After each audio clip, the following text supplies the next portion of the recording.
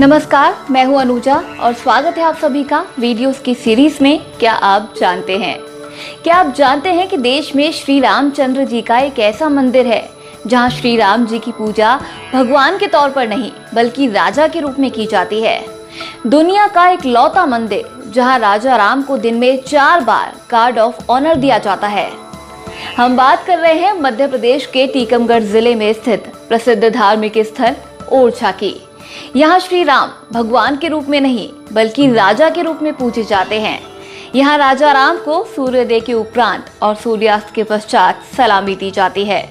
इस सलामी के लिए बकायदा मध्य प्रदेश पुलिस के जवान तैनात होते हैं। इस मंदिर के बारे में एक और रोचक जानकारी आपको देंगे, लेकिन उससे पहले आपको बताते हैं इस मंदिर की वास्तुकला के बारे में। राजा राम का मंदिर देखने में किसी राजमहल जैसा है। मंदिर की वास्तुकला में बुंदेला स्थापत्य का सुंदर नमूना देखने को मिलता है। मान्यता है कि राजा राम की मूर्ति स्थापना के लिए चतुर्भुज मंदिर का निर्माण करवाया जा रहा था, पर मंदिर बनने से पहले इसे कुछ समय के लिए महल में स्थापित किया गया। लेकिन मंदिर बनने के बाद कोई भी मूर्ति को उसके स्थान से हिला नहीं पाया। इसे ईश्वर का चमत्कार मानते हुए महल को ही मंदिर का रूप दे दिया गया और इसका नाम रखा गया राजा राम मंदिर। और आज इस महल के चारों ओर शहर बसा है। सबसे दिलचस्प बात यह है कि कहा जाता है कि यहाँ राजा राम हर रोज अयोध्या से अदृश्य रूप में आते हैं और रात्रि में शयन के लिए वापस अयोध्या जाते हैं। वहीं ओरछा शहर के मुख्य चौराहे के एक ओर राजा राम का मंदिर है तो दूसरी तरफ ओरछा का प्रसिद्ध किला। मंदिर में राजा राम, लक्ष्मण और माता जानकी की मूर्तियां स्थापित है। इनका श्रृंगार अद्भुत होता है। मंदिर का प्रांगण काफी विशाल है और चूंकि ये राजा का मंदिर है इसीलिए इसके खुलने और बंद होने का समय भी तय है। सुबह ये मंदिर 9 बजे से दोपहर 1 बजे तक के लिए आम लोगों के दर्शन के लिए खोला जाता है। इसके बाद शाम को मंदिर 7 बजे दोबारा खुलता है और रात को 10:30 बजे राजा शयन के लिए चले जाते हैं। मंदिर में प्रातःकालीन और सायंकालीन आरती होती है जिसे आप देख सकते हैं। देश में अयोध्या के कनक मंदिर के बाद ये राम का दूसरा भव्य मंदिर है। ध्यान में रखने वाली बात यह है कि यहाँ पर मंदिर परिसर में फोटोग्राफी निषेध है। राजा राम मंदिर में प्रशासन की ओर से प्रसाद का काउंटर बनाया गया है। यहाँ 20 रुपए का प्रसाद मिलता है। प्रसाद में लड्डू और पान का बीड़ा दिया जाता है। हालांकि मंदिर के बाहर भी प्रसाद की तमाम दुकानें हैं जहां से आप फूल, प्रसाद आदि लेकर मंदिर में जा सकते हैं। मंदिर के बाहर जूते रखने के लिए निःशुल्क काउंटर बनाया गया है।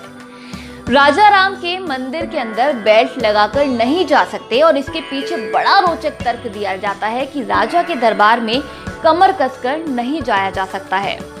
मंदिर का प्रबंधन मध्य प्रदेश सरकार करती है। यहाँ पर लोग राजा राम की डर से रिश्वत नहीं लेते हैं और ऐसा करने से डरते भी हैं, क्योंकि जो रिश्वत लेते हैं उनका अंत में परिणाम बहुत दुखद होता है और वहाँ के लोग ऐसा अनुभव भी कर चुके हैं। चलिए अब आपको बताते हैं इस मंदिर के पीछे की कहानी क्या है।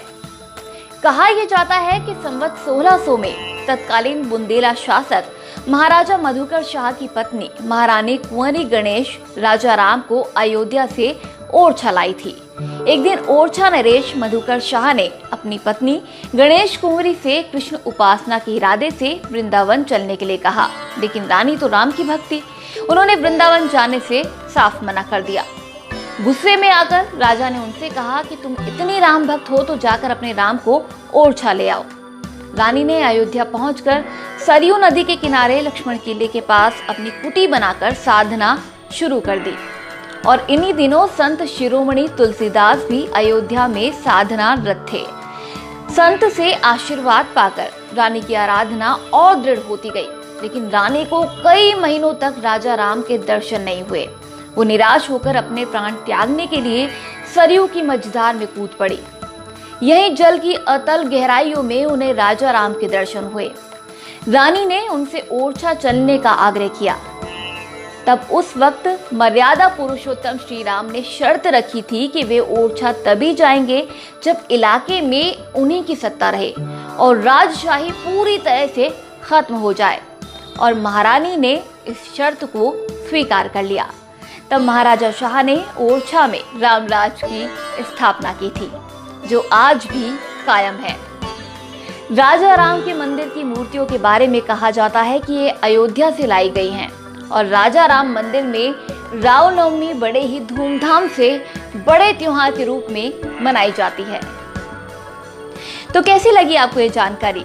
अगर आपको ये वीडियो पसंद आया हो तो चैनल को सब्सक्राइब कीजिए और बेल आइकन को प्रेस करना ना भूलें। और अगर आप ये फेसबुक पर वीडियो देख रहे हैं तो इसे शेयर कीजिए।